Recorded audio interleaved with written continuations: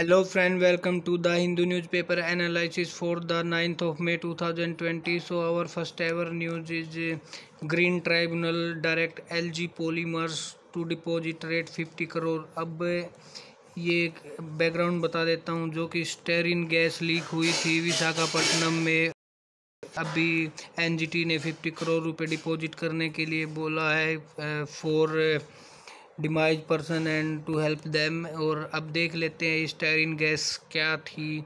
Styrene gas जो कि एक पॉलीमर बेस्ड कंपनी थी, इसमें प्लास्टिक के प्रोडक्ट बनाए जाते थे और जो कि एक हाईली इन्फ्लेमेबल गैस है जो कि नर्व सिस्टम पे अगर ज़्यादा इनहेल कर लिया जाए तो इसमें मौत भी हो सकती है। जैसा कि अभी रिसेंटली 11 लोग मरे, 350 के करीब एडमिट हो गए। और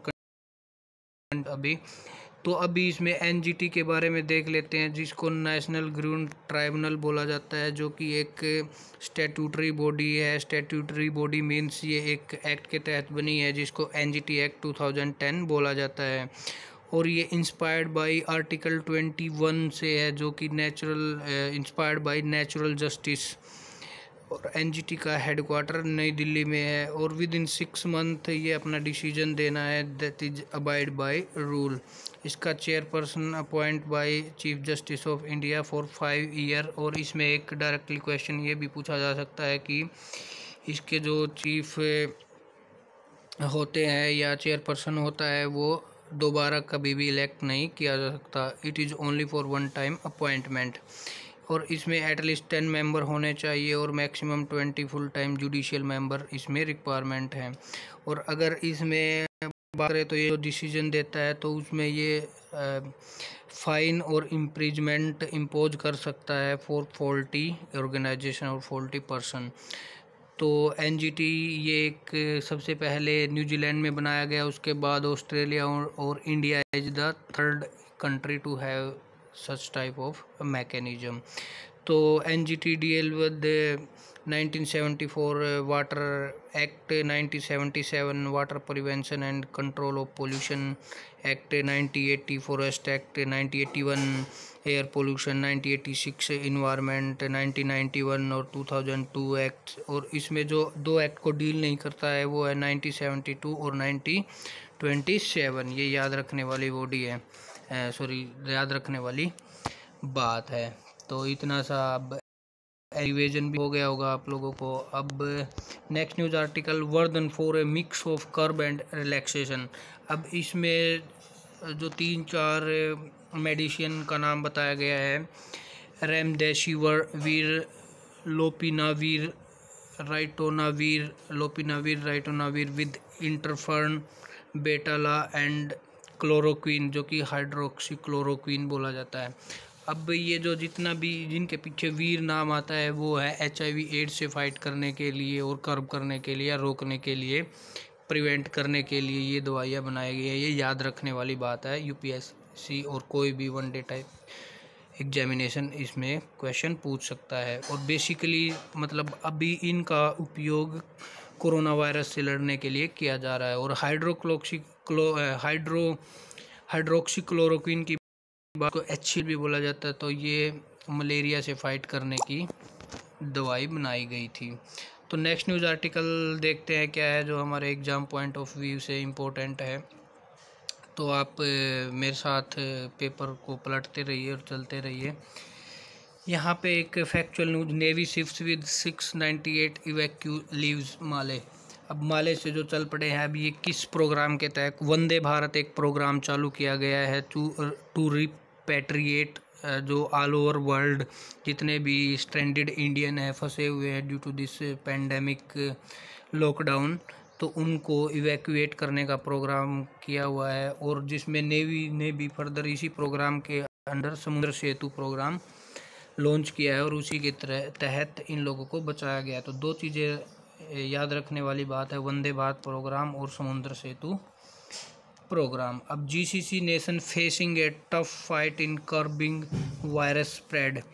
अब जीसीसी कंट्री के बारे में देख लेते हैं क्या है जीसीसी, जिसको गल्फ कोऑपरेशन काउंसिल बोला जाता है। इसमें 6 कंट्री आते हैं, जिसमें UAE, Saudi Arabia, Qatar, Bahrain, Oman और कुवैत। अब जीसीसी की इम्पोर्टेंस इंडिया के लिए क्यों है? क्योंकि most of oil import India GCC country से ही करता है। तो मतलब उन पे अगर कोई भी एडवर्स इफेक्ट पड़ता है तो नो डाउट इंडिया पे भी एडवर्स इफेक्ट पड़ेगा। क्योंकि ये बात नहीं है कि जीसीसी इंडिया खरीदता है रशिया, बट इसमें एक अगर इंटरनेशनल रिलेशन की बात करें तो जीसीसी काफ़ी इफ़ेक्ट करता है। जीसीसी क्या है, 1981 में बना था। 6 कंट्रीज़ हैं जो कि यही बस इसमें मोटा मोटी याद रखने वाली बात है, ज़्यादा डीप में जाने की ज़रूरत नहीं है। और दूसरी न्यूज़ के लिए भी जस्ट हेडिंग पढ़ो, और अगर पॉलिटिकली कोई मोटिवेटेड न्यूज़ है तो उसको अवॉइड करना चाहिए। तो अभी एडिटोरियल पेज पे आ जाते हैं, और हमारा first ever editorial slower growth and a tighter fiscal. अब इसमें एक नया टर्म सामने आया है, मतलब आप लोगों ने पढ़ा भी होगा बट मैं भी इसको बता देता हूँ। जीवीए जिसको बोला जाता है ग्रोस वैल्यू एडिड। अब जीवीए क्या है? जीवीए लाइक टोमेटो हमने प्रोड्यूस किया, और टोमेटो अगर हम 50 रुपये पर केजी बेच रहे हैं तो, और टोमेटो को अगर केचप बना के बेचे तो हम इसको डबल बेचेंगे या ट्रिपल भी बेच सकते हैं पर केजी। तो उसी रेशियो में अगर जो हमें आउटपुट मिलता है उसको, या जो ग्रोस वैल्यू है अगर उसमें वैट एडिड कर दिया जाए तो उसको ही जीवीए बोला जाता है। अब जीवीए को 8 कैटेगरी में बांटा गया है। अब मेन मैं बता देता हूँ, यहाँ पे जो 4 कैटेगरी बांटी गई है, जो ग्रुप ए बी सी जो इस एडिटोरियल में जिक्र किया है, वो कहीं पे ऐसा नहीं है कि कहीं किसी प्रेस या किसी सेक्टर में लेके बांटी गई है। ये ऑथर ने बस समझाने के लिए ABCD 4 कैटेगरी यहाँ पे बांटी गई है। अब इस आर्टिकल की बात कर लेते हैं। आर्टिकल में ऑथर बोलता है कि सबसे पहले एशियन डेवलपमेंट बैंक, जो कि इंडिया की जीडीपी के बताया है कि 0.8 to 4% तक रहेगा, और अगर IMF की बात करें तो उसने 1.9% से बताया है। तो ये एक चैलेंज है, और इसे कैसे उभर के आना है इसके बारे में ही इसमें बताया गया है। तो इसमें ऑथर बोलता है कि जीवीए जो कि 8 सेक्टर में बांटा गया है, तो उन्हीं के ऊपर काम करने की ज़रूरत है। और अभी ऑथर के हिसाब से चलो तो ग्रुप ए में जो कि यहाँ पे लिखा हुआ है एग्रीकल्चर, फॉरेस्ट्री एंड फिशिंग, ये मतलब इतने इफेक्टेड नहीं हुए हैं। जो अभी रबी की फसल भी चल रही थी तो वो ऑलरेडी हार्वेस्ट की जा चुकी है ऑलमोस्ट 90%। तो इन्होंने मतलब अपना काम कर लिया है। ओनली अगर लॉस की बात करें तो 10% ही अगर ये लॉस में है। अगर और की बात करें ग्रुप डी, जो कि इस टेबल में ही दिया गया है, ग्रुप डी की बात करें तो ग्रुप डी जो बोलता है कि वो मोस्ट अफेक्टेड सेक्शन है, जैसे ट्रेड, होटल, ट्रांसपोर्ट, क्योंकि लॉकडाउन में तो ये पूरा ही बंद था। तो ये बताया है कि इस लॉकडाउन में कैसे इफेक्ट हुआ है, कैटेगरी वाइज ऑथर ने इसको बताया गया है। वैसे इसका कोई ख़ास हम अपने एग्ज़ाम पॉइंट ऑफ व्यू से इसमें वो नहीं थे, बट ऑथर ये सजेस्ट देता है कि कैसे इसको कैलिब्रेट किया जा सकता है। मतलब जो ये स्लम्प या स्लो डाउन चल रहा है अभी, उसने बोला है कि monetary policy initiative undertaken so far include reduction in the repo rate. मतलब जितने भी रेपो रेट रिडक्शन है या रिवर्स रेपो रेट है, और CRR mean cash reserve ratio, मतलब जो ये कम कर दिए गए हैं, तो इससे कहीं ना कहीं एक स्टार्टअप मिलेगा इकोनॉमी को। जैसे रेपो रेट अगर RBI पैसे देता है बैंकों को, रिवर्स रेपो रेट मीन अगर बैंक पैसे देते हैं RBI को, और CRR अगर किसी को बैंक चलाना है तो उसको अपना कुछ हिस्सा RBI में जमा करवाना पड़ता है। तो अभी 3% किया है। अगर किसी बैंक का एसेट 100 रुपये है तो उसको 3 रुपये RBI में जमा करवाने पड़ेंगे, और ये भी कम कर दिया गया है ताकि कैश आउटफ्लो हो सके, और जो CRR में पैसे रिजर्व रखते थे वो भी मार्केट में आ जाए। तो उसने यही बताया है, और ये बताया कि ये सब करने से result in saving of 37 1,000 crore for the center and about 82,000 crore for the state, together announcing to 0.6% of GDP। इतना करने से हमें 0.6% ऑफ GDP के हमें सेविंग हो सकती है, जो कि रोल ऑन के लिए काफ़ी है। अब फिस्कल डेफिशिएट बताया है।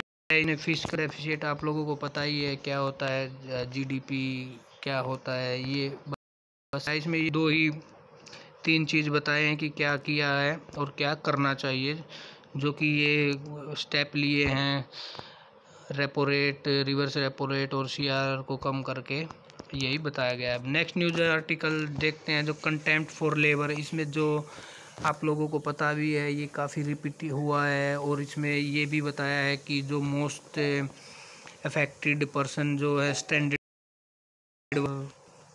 जो सेक्शन है वो ये अफेक्टेड हुआ है। अब इसमें ये बताया है कि बहुत सारे स्टेट ने ना लेबर लॉ को बदल के रख दिया है, जिसमें ये बोला है कि जो कि लेबर लॉ बोलता है, जो कि लेबर लॉ आई थिंक 1952 में आया था उसके, हाँ यस 1952 में आया था, एक बार चेक कर लेना। और उसके सेक्शन 5 में बोलता है कि which permit exemption from its provision for 3 month, मतलब अगर 3 मंथ के लिए लेबर लॉ को एग्जेम्प्ट किया जा सकता है अगर कोई नेशनल सिक्योरिटी की बात आए तो। बट अभी बहुत सारे स्टेट ने इसको कर दिया है और वर्किंग आवर एक्सटेंड कर दिए हैं, लाइक 12 घंटे एक दिन में एक्सटेंड कर दिया है, और अगर वीक की बात करें तो 72 आवर कर दिए हैं। तो अब इसमें मोटा मोटी आइडिया लगाए तो ये है कि बच्चे भी अगर काम पे जाएंगे तो वो भी, मतलब उन स्टेट की बात करें तो वो भी as per child labour law वो उनको भी प्रोसिक्यूट नहीं किया जा सकता, बस यही बताया है। और ये बोला है कि अभी तो कोई ऐसी नेशनल इमरजेंसी नहीं है जो कि लेबर लॉ के सेक्शन 5 में बोलता था कि लेबर लॉ अमेंड हो सकते हैं। तो इसने ये बोला है कि इन सब चीज़ों को करने की ज़रूरत है या फिर रिवोक करने की ज़रूरत है, क्योंकि ये अच्छा बात नहीं है विदाउट एनी लॉ। हालांकि एपिडेमिक नेशनल सिक्योरिटी नहीं है, फिर भी उन्होंने ये वो कर दिया है। Eradicate it. Next news article, जो कि सूडान में एक डिसीजन दिया है जिसमें फ़ीमेल के जेनिशियल जो पार्ट रहते थे उनको काट दिया जाता था, लाइक अननेसेसरी पार्ट बोल के काट दिया जाता था। तो उसमें WHO इसको फीमेल जेनिशियल म्यूटिलेशन भी बोला जाता है, FGM, जो कि अभी उसमें एक सूडान में एक काफ़ी अच्छी सफलता मिली है। और अगर इसके बारे में आर्टिकल के बारे में बात करें तो WHO ने UN ने एक रिपोर्ट जारी की थी कि 87% of Sudanese women have had their external genitalia remove for non medical ground during childhood. मतलब ये एक अगर बात करें तो वुमेन एम्पावरमेंट के अगेंस्ट ही था और उनकी फेम के अगेंस्ट भी था, और NHRC को भी वायलेट कर रहा था। तो क्योंकि नॉन मेडिकल और मोर ओवर इसमें नॉन मेडिकल रीजन भी दिया जाता था तभी। अब ये सब अगर UN ने एक और रिपोर्ट निकाली थी, over 200 million women in several African country, ये कंट्री के नाम दिए गए हैं, मतलब have been subjected to this brutal social custom. ये एक कस्टम था और इतने वुमेन इनसे अफेक्टेड थी, और बहुत सारे कंट्रियों के एग्जांपल दिए हैं। कहीं कभी कभी तो इसमें जब ये पार्ट निकाल दिया जाता था तो उनमें उनकी डेथ भी हो जाती थी। तो ये एक काफ़ी अच्छा स्टेप लिया है सूडानी गवर्नमेंट ने। India's response in a global hinge movement. अब जो ये चल रहा है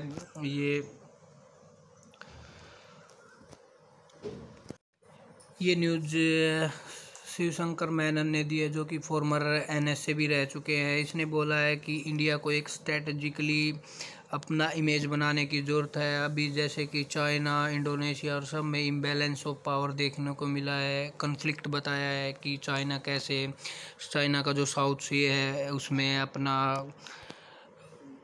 डोमिनेंस प्रेजेंट करता है, और सब चीज़ों से ऊपर उठकर इंडिया को अपना एक स्ट्रेटजिक प्लान बनाने की ज़रूरत है। और इसमें ये बोला है कि अगर चाइना की बात करें तो चाइना से भाईबंदी की बात करें तो 1988 में being a young leader at that time Rajiv Gandhi ने विजिट किया था, और मोडस विवेंडी मतलब ये एक टर्म यूज की गई है कि उसने बायलेटरली टाक करके इससे ओवरकम आने की बात की थी। और यहाँ पे लिखा भी है the balance will keep shifting between cooperation and competition with China both which characterize the relationship. अब ये भी बताया गया है कि अगर इंडिया अगर ग्रो करेगा तो ऑब्वियसली चाइना को जलन होगी और चाइना हमारी ज़मीन हड़प लेगी, लाइक डोकलाम की तरह है, जो कि 2017 में डोकलाम जो एक विवाद हुआ था, तो ऐसे विवाद ना हो तो उसने इन्हीं सब चीज़ों से ऊपर उठकर इंडिया को एक स्ट्रेटजिकली, और ये भी बताया है कि इंडिया को यूएसए के साथ मिलकर टैक्टिकली इसको टैकल करना चाहिए ताकि इसमें कोई ना कोई रास्ता निकल आए। और इंडिया जहाँ पे गुरु की बात, विश्व गुरु बनने की बात है, तो उसमें हालांकि विश्व गुरु की बात करें तो इंडिया के पास उतना नॉलेज नहीं है, और इंडिया को अब भी डिपेंडेंट स्ट्रक्चर एंड जितने भी एनर्जी स्ट्रक्चर इंफ्रास्ट्रक्चर सब के लिए दूसरे देशों पे ही डिपेंडेंट रहना पड़ रहा है। तो कहीं ना कहीं सेल्फ रिलायंट और सेल्फ डिपेंडेंस की ही ज़रूरत की बात की गई है। और यहाँ पे लिखा भी है कि it relies on the world for energy technology, मतलब इन सब चीज़ों के लिए इंडिया, और साइबर स्पेस से लेकर जो कि अभी क्रिटिकल रोल प्ले करता है सिक्योरिटी में भी, उन सब चीज़ों पे ही दूसरे देशों पर निर्भर रहना पड़ता है। तो ये सब चीज़ों से ऊपर उठ के अगर इंडिया सेल्फ रिलायंट और इंडिपेंडेंट सोच बनेगा और एक टैक्टिकली दूसरे देशों के साथ मिलकर काम करेगा, तो कहीं ना कहीं इंडिया को सफलता मिल जाएगी फॉर डेवलपिंग से, डेवलप्ड नेशन में बनने से, और सुपर पावर और ऐसी पावर हासिल करने के लिए कि इंडिया भी अपने रीजन में किसी न किसी कंट्री पर, जैसे कि अभी यूएसए किसी के ऊपर भी सैंक्शन लगा सकता है, तो एटलीस्ट इंडिया की पावर उतनी आ जाएगी कि वो भी साउथ एशियन रीजन में किसी पे भी इम्पोज कर सके। हालांकि इम्पोज करना अच्छी बात नहीं है, बट कभी भी किसी भी उससे कोई गलत काम करता है तो उस पर सैंक्शन लगाने की ज़रूरत है। राजनाथ होप new road to Kailash Mansarovar, इसमें BRO के बारे में देख ले तो यह दो टर्म LAC जो कि चाइना और इंडिया के बीच में LAC बोलते हैं, और LOC की बात करें तो इंडिया और पाकिस्तान के बीच में। और यहाँ पे BRO बॉर्डर रोड ऑर्गेनाइजेशन के बारे में देखते हैं, जो कि काम करता है जितने भी बॉर्डर के रोड हैं उनको बनाने का, मेंटेन करने का, और ये इसकी मिनिस्ट्री ऑफ डिफेंस के अंडर में आता है। एक क्वेश्चन ऐसे पूछ लिया जाता है कि क्या BRO इंडिया में ही रोड बनाता है? जी बिल्कुल नहीं, ये इंडिया से बाहर अफ़गानिस्तान और श्रीलंका और नेपाल में भी इसने रोड बनाए। नेक्स्ट न्यूज़ आर्टिकल देखते हैं जो क्या है, अब लास्ट पेज पे आई थिंक, आगे कोई भी, यस लास्ट पेज पे है, mass hatching of olive ridley turtle. अब ओलिव रिडले टर्टल इंडिया में सबसे ज़्यादा कहाँ पाए जाते हैं? जो कि ऋषिकुलर रिवर है वहाँ पे, रुकरी है वहाँ पे पाए जाते हैं, ये याद रखने वाली बात है। So that is it for the day friends, thank you and have a nice day.